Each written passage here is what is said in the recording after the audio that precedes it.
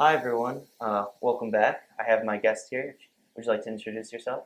Sure. My name is Abby Lillethun, and I teach in the Fashion Studies program at Montclair. And you've been here for a while now. I'm in my 10th or 11th year. Now, just to give a little bit of introduction, you're a professor here and you teach History and history culture. and culture. Yeah. What got you, well, let's start from the beginning. Where did you grow up? So my family was a military family, and I grew up in the suburbs of Washington, D.C. in Alexandria, Virginia, because my dad kept getting stationed around headquarters, basically.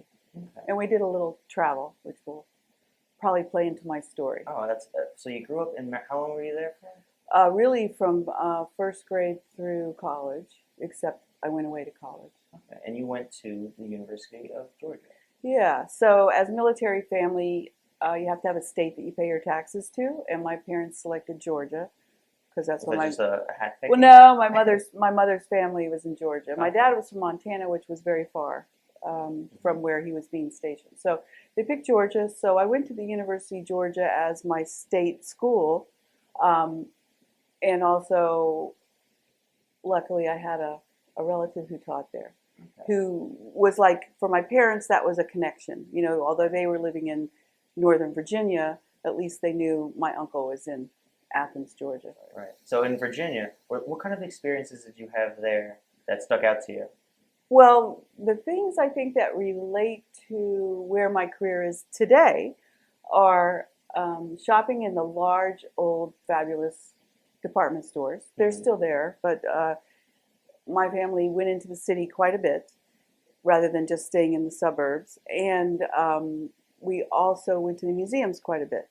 And in the end, I identify as a historian. Mhm. So going to the Smithsonian and then other museums and historic sites that related to American colonial era, those things in my upbringing really affected my ultimate career. Why do you think those stood out to you? Why did they stand out to me? Well, I think like a lot of kids and then young adults, shopping and looking at fabulous new things is stimulating. And now that I understand human behavior more, now that I'm a professional, I understand that we do seek novelty and excitement, and consuming apparel and fashion items is part of that experience in modern life. So I think that just as me wanting a beautiful dress or me wanting a new pair of shoes, that was sort of part of it. Mm-hmm. But of course, now I understand it in an intellectual fashion. And then in understanding the historical parts, I really don't know. I suppose I had some great tour guides and some just very interesting experiences of putting processes in colonial time together with also the government and things like that. Now, were you involved in any activities that kind of drew you further into fashion and history? Yeah, so I was involved in theater, both in high school and in college. Right. My first two Your degrees are in BFA. theater. And yeah, I have a BFA in theater. Then my MFA is in design for Right. theater, so scenery, lighting, and costume. So that's all bringing in the notion of historical research and experience. But my first degree was in sort of more toward acting. But this could be interesting to people. Although I wanted to be an actor, even in undergraduate, and then I started a graduate degree in acting at Catholic University in Washington, D.C., but I never got the parts. And although that was heartbreaking, I would get understudy, but I never got the parts. And I clearly understood that the message wasn't coming through, right? That my desire to be something wasn't really happening. Yet at the same time, I was always working in the costume studio because I knew how to sew, I had a fascination with clothing, clearly, Right. and I loved historical. And of course, in plays, there's always lots of historical design concepts. Exactly. You Yeah. have to tie back to. Yeah, so I won the costume design award when I was in graduate school for acting. So that sort of put the light on. And then I just said, I'm not doing that anymore. I'm going to follow what other people are seeing in me that I'm not willing to acknowledge. Now, what type of acting were you involved in? Um, I'm not a dancer. I mean, I can dance, but I'm not a singer. So I wasn't really in musicals, but more dramatic and comedic acting. Was there anything that drew you to acting that kind of ties in with, other than the costumes? Well, in the end, it works well as a professor Mhm. because I would say I was very shy, like many people are, and uncomfortable with public speaking as a high school student. Mm-hmm. But Do you have any experiences that tie back to public speaking? well, I just think acting took me there. Yeah. You know, that I was able to take those fears and conquer them Through acting? performing. Yeah, That's amazing. yeah. And then, so when you applied to the University of Georgia, you went in Theater. with acting. Yeah. Now, what was it like going to the University of Georgia and kind of taking on an actor's perspective of the university? Oh, well, it was. I had to get over my stage fright. Mm-hmm. Through the acting classes, I learned how to. Well, through acting classes and rehearsal, I learned a very important thing that I think everyone needs to know, and it's hard when you're a kid to get it. But you have to go and do it that day. You know, you've got to go to your job and do the tasks. If you don't feel like it, if you don't feel well, if you're not happy, you still have to go and do the work. And as an actor, that also means you have to transform yourself. You might be in a terrible mood due to something that happened in your personal life, Mm-hmm. but you've got to go play a comedy scene in acting class or a romantic scene in a rehearsal. So you learn through the theatrical process to step up, to step up and be prepared because other people are depending on you. You've got to know your lines. You've got to be able to get into character. You've got to transform out externally out of what's going on in your own mind toward the task at hand. Right. So I learned that and deadlines. Theater's full of deadlines. How was it working within the theater community there in Georgia? Was it, because I know you wanted to be an actor, yeah. but now you also talked about tying in with costume design, and how was working with such a diverse group of workers, all doing different things to kind of come together? Well, I was very at home Mm-hmm. there. I like that, and I still like that. I mean, I think I love fashion because it's interdisciplinary. And theater in its own way is interdisciplinary. There's technical stuff with stage design and sound, Mm-hmm. and then there's human beings doing acting, which is about the body and psychology and training.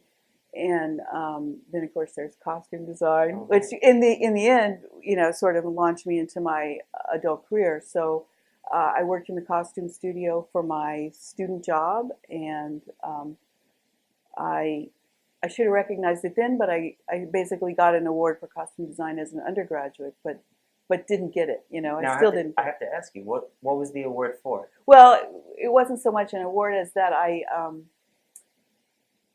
the faculty member said we need a designer for a main stage, a big production. What was the production? It was Tom Sawyer. Okay. It was Tom Sawyer, but a big theatrical. So Yeah, they were right. busing in kids, Mm-hmm. but it was also presented in the evening. Okay. So they needed a designer for Tom Sawyer, and there was a budget to be managed and labor, the studio where things are made to be managed. Mm-hmm. And I stepped up. I said, I want to do it. Yeah. So that was my first big design project, which means researching, sketching, and selecting the textiles, and then working with the teams to get it made, and going through the dress rehearsals. So that was the first time they had used an undergraduate to design a main stage show. That's amazing.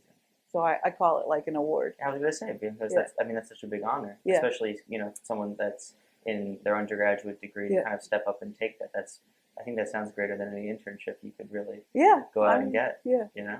But Thanks. then, so that was really what propelled you to kind of keep moving with fashion and Well, design. with dress. So in the field now we call it dress, so Okay. that or fashion, just as a really, either one can be more of a comprehensive term. Right. Of course, in theater we call it costume because you're putting on a character. Mhm. But if we think more generally across all the places that people wear apparel, We have to make sure we're using the right vocabulary. yeah, that's right. And so these days we call it dress or fashion. Okay, that's good to know. When this was going on, did you have any thought that maybe when you were going to pursue a further degree, that this was in the works? No. So after undergraduate, then I went to back to Washington, which is sort of my hometown. I grew up in Northern Virginia, to go to Catholic University for this degree in acting, which required auditions, and they only selected so many and all that. So I continued to work in the costume studio. I got a job in a professional costume studio to augment my income, and yet I kept thinking I wanted to act. That must have been really some dissonance there between wanting to act and wanting to. Yeah, there kind of must move have forward. been. What was that like? What was that like for you in terms of kind of deciding upon the next moves to make? Was there any like particular thought process? Was there like a lot of confusion? There was perhaps a little confusion. Yeah, which direction to go in. Everyone goes through it. Yes, we all go through it, and in the end, I am content with having gone through the confusion and then turning toward the thing that really is the through line in what I do. And you feel like it's the right decision so far, right? Yeah, so far. And then that's when you went for your master's degree. Yes, so then I worked in the professional studio for 2 years, and I was the junior person. It was a place called Arena Stage in Washington, D.C., a really, really famous theater. And I managed the budgets, and I managed all the petty cash, but then I also made things for actors I still see on television and in movies. Then I decided I should just go ahead and get an advanced degree in this, because an advanced degree in design would be required really to move forward. So then I targeted Florida State University for my master's degree in design. Based on their strong reputation, I wanted to stay in the East. How was that transition now to Florida? It was pretty easy because I had family in Georgia, so that it's pretty close. So that it felt it felt familiar to me. Exactly. The climate and the culture were pretty familiar. But it's a very strong program, and I went ahead and did my master's degree in theater design, but I concentrated in costume design, and they had guest artists, so I met professionals and learned from them, and I managed the costume studio for my income, and I used my skills I'd learned professionally in there. I think that taking 2 years off after college and the first attempt to go to graduate school was helpful to just get professional skills that then I could use not only in my master's, but as I went out of my master's. Yeah, and it sounds like you really developed a lot of what you have today there. Many parts, yeah. Now, which ones stand out to you in terms of like skills or? Well, teamwork, of course, is so important, because there's very little that you really accomplish on your own. That's right. And to meet the deadlines for theater production, and for instance, to get the designs delivered to the studio on time with all the materials that are going to be required to make them, not only design them, but the materials that are going to be used to make them, that's critical. Otherwise, you're behind from day one. So, and being present, being prepared and being present was always important, and I continued to learn that through that process, and there you go. I mean, that's something that really is able to carry you. It sets a strong foundation. Yeah, I went back to Washington and worked somewhat in the professional theater, and honestly, I'm forgetting exactly how the transition went, but when you have such a fruitful life. Yeah, I learned about a job teaching in Florida and applied for that job and got it. So I began my teaching career at the University of South Florida in Tampa, and it's larger than this university, for instance, but because I had professional experience and I had the right academic credentials, I was a good candidate. First, I went as a guest artist, and then, I applied for the job, and I got the job. What was that interview process like? Well, so as a faculty design professor, you would work with the directors on the faculty and, of course, teach students. So I had interviews with all the faculty directors and, of course, the chairman of the department. And at that university, you actually interviewed all the way up to the provost. So I had interviews, from the department through the chair to the college dean up to the provost. This was all in one day, or this was spread out? No, I don't know why it was so generous, but it was a 2-day process. Okay, Here at great. Montclair, we do a 1-day process Mhm. generally, but it was a 2-day process. And then you got the job. And then I got the job, yeah. And what was that first like? Well, I was pretty young to be a faculty member. I think I was 27. And, I was mistaken for a graduate student quite often, like in the library or at lunches or something. But I formalized what was really a process of creation and management, right, to design and get costumes made. I formalized it in learning how to teach that material. So it was very exciting, actually. And I taught, of course, history of dress, because all designers that are going to do costume need that. They need to know how to do the research and where to go, and they need an overall through line of understanding the objects. And then, of course, sketching, rendering, planning. We call it play analysis for designers, but looking at a script or working with a choreographer to plan and conceptualize a design process that leads to the realization. How is your ability to take on that knowledge and kind of share it with all of the students, kind of inspiring them? So how is it? Well, it's something that just motivates you, right? You just want to share it so that they can do the projects, because you construct the projects based on learning goals, of course, and you're also looking for who's talented so they can do as I did, which is design for the shows, because you can't put a student in.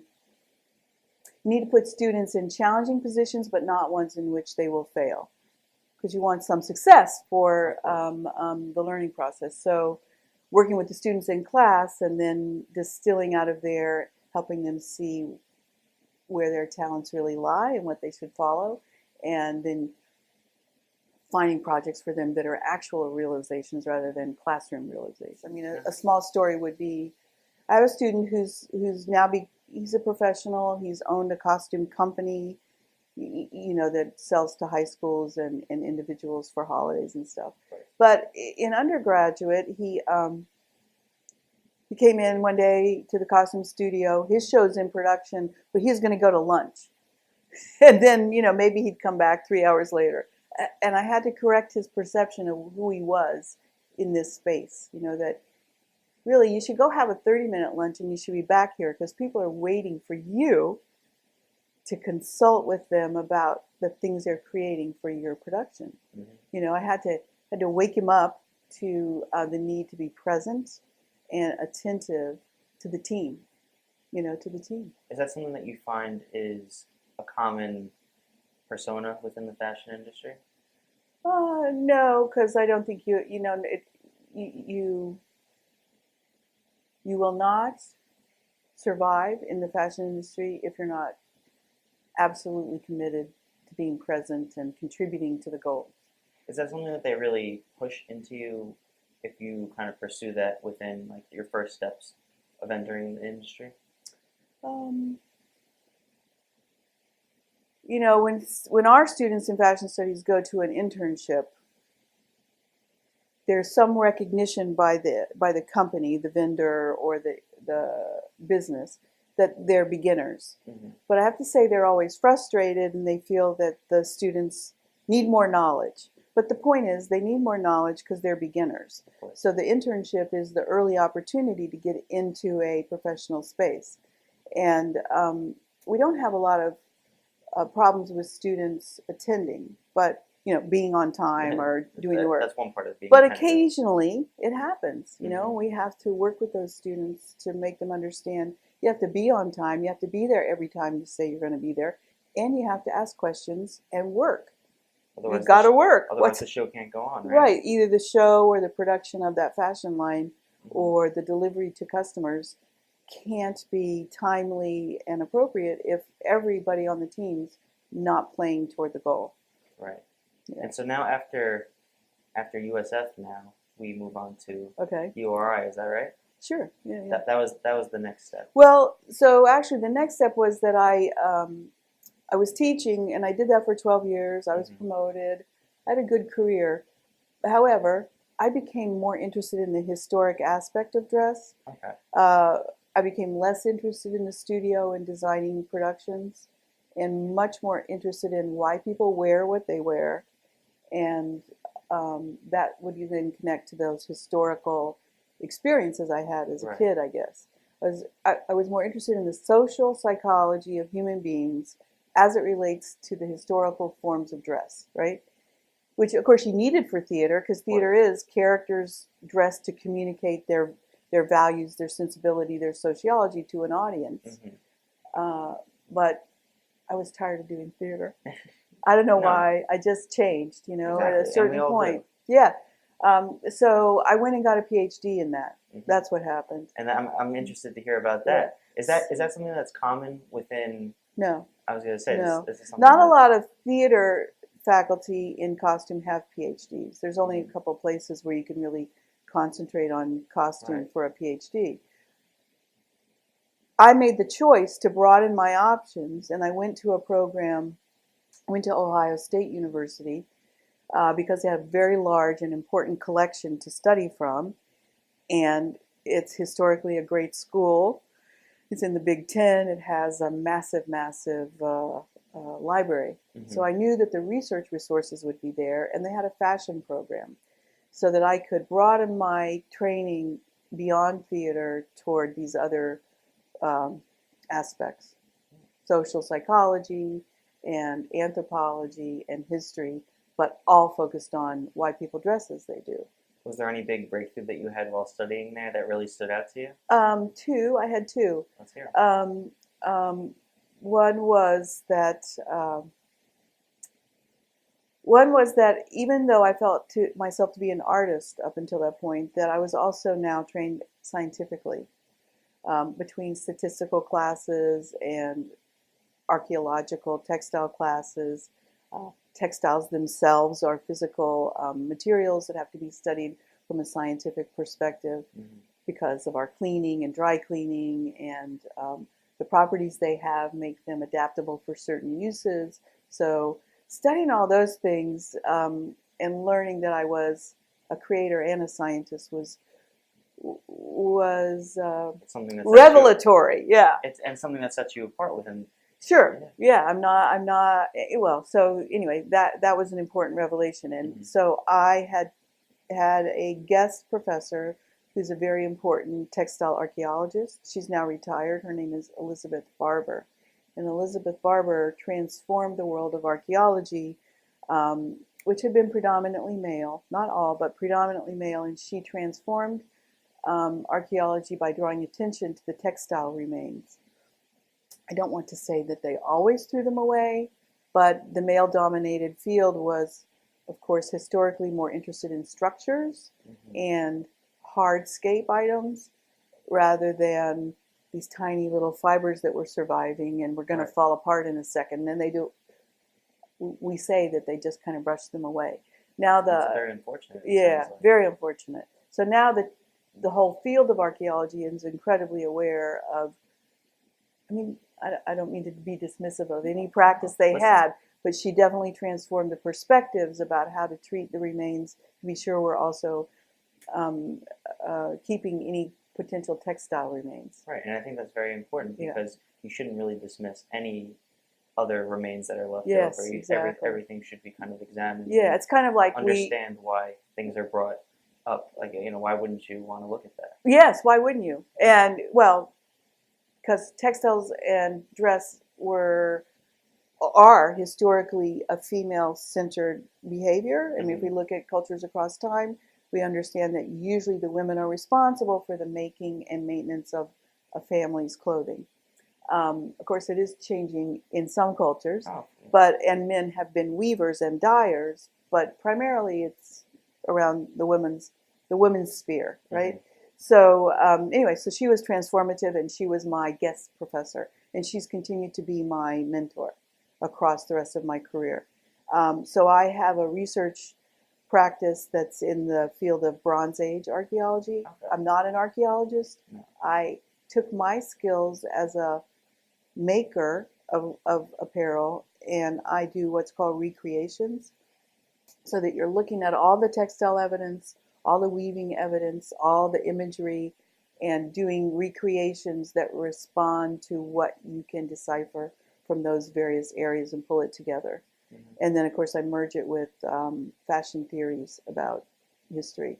So I work in that area on what might be broadly called Minoan culture. So that's 3,500 years ago in the islands of Greece. And I continue that a little bit at a time, all the time. And the other part of my work that relates back to my graduate degree is I research early 20th century and late 19th century transcultural fashion. So fashions that are worn in the West that are inspired from Asia. I'm going to give a sort of off-kilter example, but I'm currently teaching, sort of trying out a class to write a class proposal on fashion and sustainability. And not to scare everyone, but fashion itself, or the apparel and textile industry globally, is, let's call it the second largest polluter. I can imagine. And we all wear clothes, and we're very unaware of the consequences of what we wear on the environment. And so I'm teaching this class, and we're looking at potential strategies to help marketers and convince consumers to buy more green products in the apparel complex, and also to transform manufacturers' practices. But we do have an uphill battle with sustainability and fashion. But one of the things we're looking at occasionally, since I'm a historian, is what did people do in the past? How did we get to this point where we're being so blind to how we're polluting the environment with our apparel and textiles, compared to people in the past when apparel and textiles were very valued, one of the most expensive things that human beings had because they were so time-consuming to make. And how did they practice their making? And there are lots of strategies that we could adopt that they had. I mean, they're too complex to sort of go over now, but, avoiding waste, keeping things for a long time, remaking things, styling them, and continuing to use them. And even into the 20th century, we did a lot of these things, but we have broadly abandoned most of them in the face of consumption. Of course. Yeah. Maybe we need to rebrand fast fashion as slow fashion. Yeah, we do, actually. But, slow fashion implies that it's made locally and delivered locally. And there is more and more of that, so hopefully. Now, how is constructing a class? You said this is a new class that you're introducing. What's the process in that? Well, first of all, you see a need, right? And as a professor, you're looking at what other schools are offering, and of course, trends and change in culture. But so we need a class in sustainability, partly because companies have sustainability compliance officers at the big companies like Nike or Target Manufacturing, etc. So there's a role in terms of the professions, and in addition, it's just baseline knowledge that students need to have. Really, all of us need to have, but concentrating on our students. So you just see the need, and you work out a plan based on publications that are out there, whether they're books or research articles, and then you promote it. The first time around, we have a special number for trying out classes, but then you have to formally put it through the adoption process. So I'll put it through the adoption process in another 10 months. It'll be on the records. How long does it typically take from a class to be introduced to having it set in? A full year. Really? A full year, yeah. And I'm sure there's a whole board that you have to there's a whole set of hoops to be gone through at the department level, well, the program level, the department level, and then the university level. And now you're also the deputy chair of the department. What's more or less the day-to-day for you? I think it changes from department to department, but in my case, being a counselor to the chairman when she's got, in this case it's a female, multiple information, and then sorting it out. Also being a direct voice representing programs relative to the chairman's management of scheduling and getting all of our facilities, always sort of keeping up with facilities and keeping up with requests for the budget and requests for new equipment. I can be a direct voice. She would always consult with the programs and the program coordinators, but then I can also bring in, since I'm supposed to be talking to her constantly, Right, exactly. I'm bringing in more information. And I step in when she's away. Mm-hmm. She's about to be traveling, so. Now, did you know that you wanted to become the deputy chair, or was it a position that kind of set itself up for you? No, I didn't want it necessarily, but it became a need that I've always been one to say, what do we need to have done? What? I've never ivory towered myself to be, I only do these things. Mm-hmm. I have a broad array of training. So what do we need? And I think I got asked as well due to my personality, my broad Mm-hmm. capacities. Right. Now, also as a professor, what's the typical day-to-day for being a professor in fashion studies? Well, we have a large program. It's the largest in the college. So Of art and design. yeah, in the College of Art and the College of the Arts, right? College of the Arts. And we're a little over 300 students, and sometimes it's almost 400. Depends on the intake. So the day-to-day revolves around being responsive to students. We maintain hours to be accessible to students. Those are called our advising or office hours, to make appointments with students for their needs, particularly the assigned advisees, and to pitch hit for faculty with their problems, whether it's about supplies that they need for a class or just understanding procedures. Because I am the most senior person in our program, I can answer questions for new faculty or just faculty who haven't had to do a particular thing previously, like propose a course or develop a new program, a new degree, to present things to committees, etc. Do you notice any trends within the role of fashion studies or art within universities in the U.S.? Well, I think paying more attention to sustainability is a definite trend. To make our professional field accountable. Mm-hmm. Everybody's more interested in that than they were 15 years ago. That would be one. Another would be understanding how to use fashion forecasting, because not all schools teach fashion forecasting, but more and more do. What else is important in fashion right now? Yeah, I think those are the two big things that are shifting, because I think we can say that fashion changes more slowly now. That is, we've been in a very lean, tight to the body silhouette for quite some time. Mm-hmm. And even though fashion designers keep introducing loose clothing for females in particular, it's not getting adopted very swiftly. So, trying to find how the forecasting works relative to how the consumer wants to behave. And of course, it's all tied to the economy and like that. And you've even got the time to write a book. Oh, yes.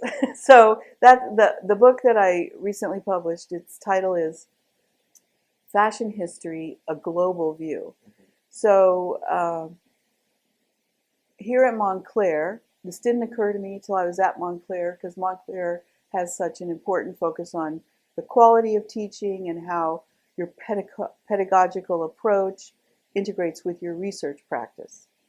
So I told you about my research areas, but here's another area that I work in. So I have found that one of my skills is to have the broad view.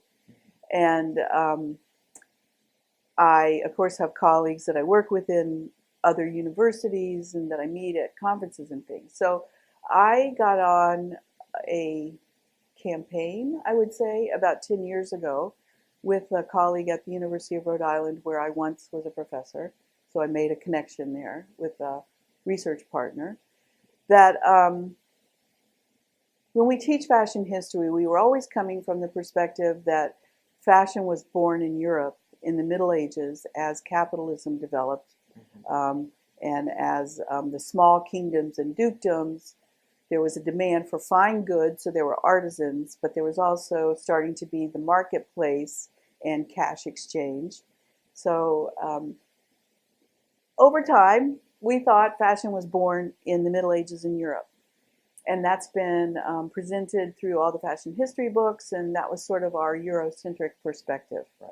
And I've traveled the world doing my research, and I lived overseas as a child with my dad being in the military, and I kind of questioned it. And when did you start to question it? well, I started questioning it probably as a kid. Day one? I didn't know that fashion was assigned to the Middle Ages, but I knew that people practiced fashion in small villages in Southeast Asia because I saw it, right, as a kid. So anyway, so as I intellectually developed, I said we need to approach this problem and change, because of course we're going through a cultural transformation of not just multiculturalism, but understanding the diversity of our population here in North Jersey, where we have everyone from everywhere. Well documented as one of the most diverse parts of the United States. And looking at my students, I mean, that was part of what I presented. I started by presenting panels at our scholarly conferences saying, here's my students. They're from all over the world, if not first generation, second generation, but we're only talking about European fashion systems, and there's more to be taught.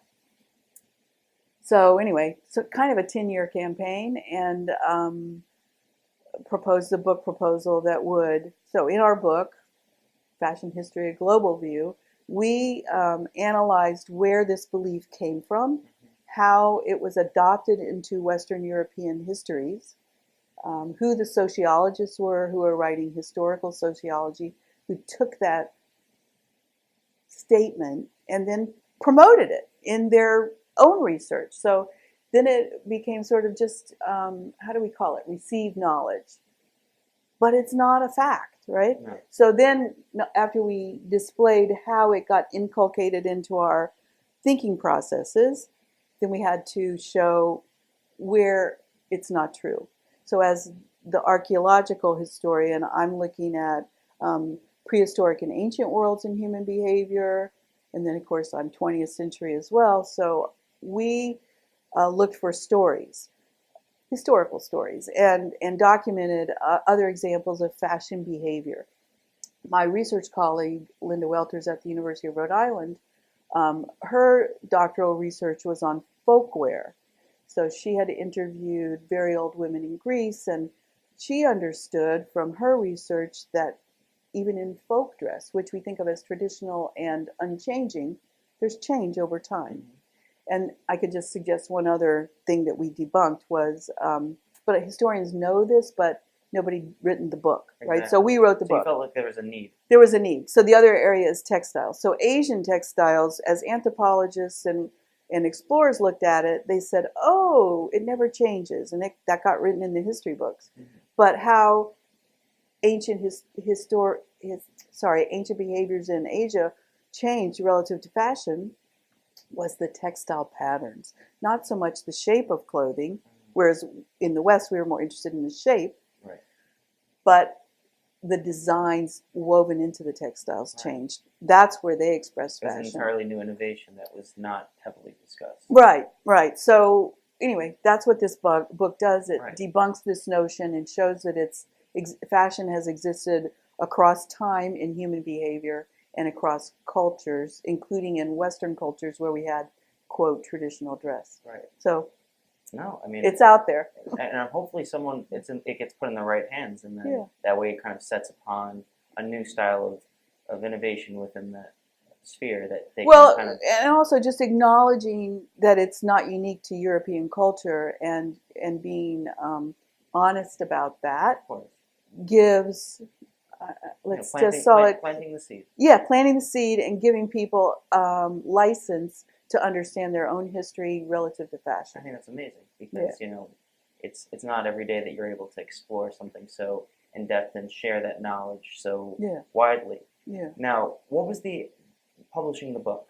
What were the steps involved? How did you know that this was the next step for you? Well, because we had started with some panels at conferences, and we actually met a lot of resistance. People would That's interesting you say, say that. A, it's not true, and B, they would say, well, our curriculum doesn't allow time. We can only teach this much history. Why do you think you were met with such backlash? I could only understand that from those two kinds of statements. People just didn't want to be convinced, and that made us think we have to write the book. Mm-hmm. So a panel's not getting through to enough people, and it's not presenting the information in an analytic format that has a lot of depth, right? It's a brief encounter. So we needed that long encounter that's in writing that then can transform people's perspective. I mean, that programs don't teach sufficient history, that's a problem for each campus. But here we teach sufficient history at Montclair. And that's kind of what sets you apart from other It does. universities too. Is there anything else here that Montclair that you bring that you want to separate from other universities? Well, I think it's unusual for fashion programs to be in an art and design program, because typically what happened as we transferred out of the old home economics model, they might have ended up in a more business program. Mm-hmm. Because fashion is interdisciplinary. It's both creative and it's business oriented. It's drawing and it's business analytics. It's retail, but it's also manufacturing. There's so many different parts that you Yeah, can choose it's from. history, but you got to keep up with the future. So it's interdisciplinary, and I'm at home in the College of the Fine Arts since I first studied theater. Mm-hmm. And our accreditor, which is the National Association of Schools of Art and Design, requires X number of credits in the history of your discipline. And then those schools that aren't accredited by the National Association of Schools of Art and Design don't require as much history. Right. So we do. I mean, it's interesting to think. How would you explain how interdisciplinary fashion is to someone that has no prior knowledge of it? Okay, how would I say that? I would say we know that participating in fashion is a human impulse because we're individuals who work in social groups. Mm-hmm. And we have an identity to broadcast that's both individualized and group-oriented. Now, to make the product, so that already includes psychology and sociology, right? And history. Mm-hmm. Then to make products, we have to deal with technology. We have to deal with trade and shipping and regulations, certainly with President Trump's ideas about tariffs. One might have to deal with new tariff regulations relative to particular countries like China, which is where we get most of our apparel from. Even if it's an American brand or a European brand, typically it's at least partly manufactured in China. Mm-hmm. So what are the laws? So we're starting to get to how interdisciplinary this is, right? Then there's a creative process and keeping up with what trends are within the subgroup of your target consumer. So there's consumer behavior to be studied. So you can start to see that it's highly complex and both sort of soft skills as well as hard skills. Right. And just thinking about it from a student's perspective, there was a student that wanted to enter fashion studies, but they kind of felt that they didn't see that because fashion is such a big industry. How can a student use the resources to kind of figure out a place for them within fashion, and what can set them apart? Yeah, so I think we get a lot of students who come to fashion because they know they like clothes and they don't really have another interest. And then they might major in fashion and go off into another field once they graduate. I want to point that out. Sure. You can major in fashion, but you're getting a lot of skills that can be applicable to other focused areas of employment. But for the student who really wants to stay in fashion, just by working your way through our curriculum, you really need to start, first semester of freshman year, but you learn how aesthetics and the creative process can be used as a communication tool even if you become a business person, Of course. right? That you have a foundation in understanding human preferences for colors or shapes, and you're able to then continue to communicate that as you get into the business part. Or students who are more creative diverge off into styling, or into just the design process areas. Do you have any interesting examples of a student that pursued fashion studies that ended up in an entirely different field and how that tied in? Yeah. An interesting one is a student who was interested in marketing, and really one of our really bright students. And she ended up doing a job or something in an insurance agency here in New Jersey. And then they offered her a job. I mean, a full-time, you're here part-time, but she graduated and she took a job in this local insurance company. And she really loves it. And it was really her role to engage in the social media marketing and the more contemporary styles of marketing, because as a family-owned company and something that had been in the family for 2 generations, this insurance company was sort of not able with their own skills to transform themselves to contemporary marketing. And they would have had to pay somebody, an external marketer or something. And they found her range of skills and her presence as a younger person, the right combination to get. And so she's decided to stay in the insurance industry. It's profitable, it's convenient for her, and she's able to use her marketing skills. What are some of the other soft skills that being in fashion studies provides you with? Well, the perception of human behavior, focusing in on both individual and group behaviors in terms of appearance, and understanding the meaning behind aesthetic objects. And of course, our appearance is an aesthetic object, whether we want to accept it or not. I mean, people go, well, I don't follow fashion, or fashion is unimportant.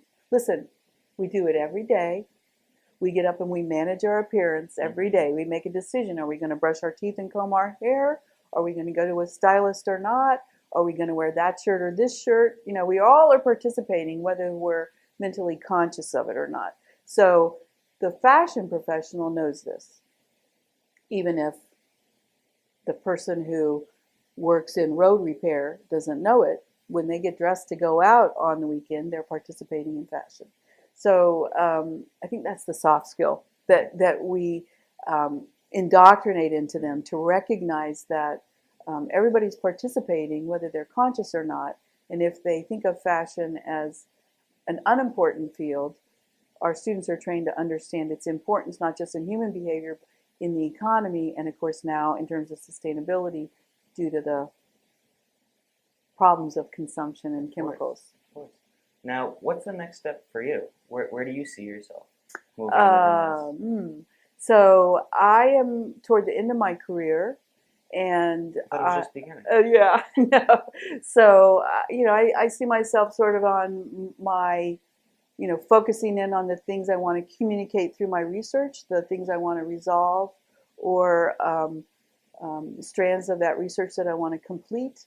And I have the feeling, there's 1 or 2 more books. I do have a contract for a book already, so I'm working on a 3rd edition of a book called The Fashion Reader, which has been adopted around the world. So that's a collection of readings that are focused on the contemporary scene, but with a historical context. You can see how that is how I deal with the world.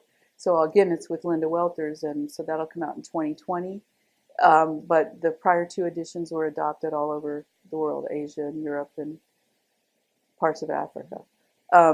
So the 3rd edition of that'll be the last one for us, but I have other intellectual projects related to the Bronze Age Minoan research, trying to work with real weavers to kind of recreate some of the woven objects, and then deal with, rather than substituting contemporary fabrics, trying to have real handmade, remade examples to try and do recreations. And then on the Asian stuff, probably that'll be a different book. That's great. So I have lots of ambition. I was gonna say, there's a lot of opportunities and within busyness going on. Yeah. That's great. What advice would you offer to any students that are just starting off in fashion studies? Let's see. The most important is that lesson I've talked about being present, because I do find that a high proportion of our students don't understand that being there for every class is critical. You need to hear and see what's happening and participate. I don't feel good or I have a trip. Those aren't good excuses in my view. And Is there a good excuse? No. Yeah. You got to show up. And I learned that just not from my military background from my family, but from the professions I've entered and the due dates of publishing or meeting the production deadline. So that's one. And the other one is to be open to things.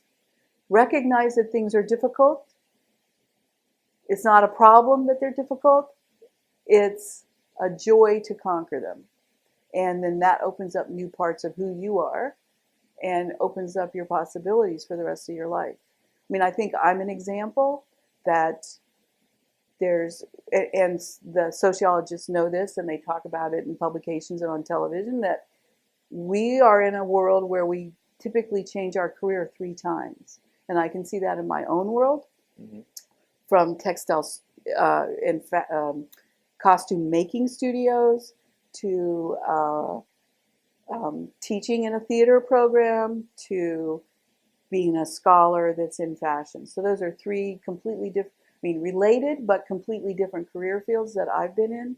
And I think that kids need to know that they're going to go through transitions and to welcome those transitions, even if we have, as you were talking about, the dissonance that happens. And then you go through the doors that open. You go through the doors that open for you. You can always step back if it didn't turn out to be the most right and see what the next door is. Exactly. Yeah. And that kind of ties into our last point, which is that if there's a student or someone that's working that decides that they're not interested in what they were pursuing, what can they do? What's the next step? Is there any tips for them? Tips for that transition process? I think I'm an example of course, knowing yourself well and what you can do, and recognizing when the signals are coming either from other individuals or the opportunities are presented to you, that perhaps you're not seeing, you as the individual aren't seeing some of your potential. To be open to understanding the messages as they come to you, like in my case, the opportunities and awards that sort of said, this is where you have real skill and you should follow that. So being open and working through that dissonance to successfully negotiate the next move is important. That's great. Yeah. Thank you so much for coming today. I appreciate it. I hope we all learned something new about fashion and dress and anything that relates. So yeah. I'm glad that you were able to stop by. Well, I'm glad to be here. No, thank you so much. You're welcome. Yeah.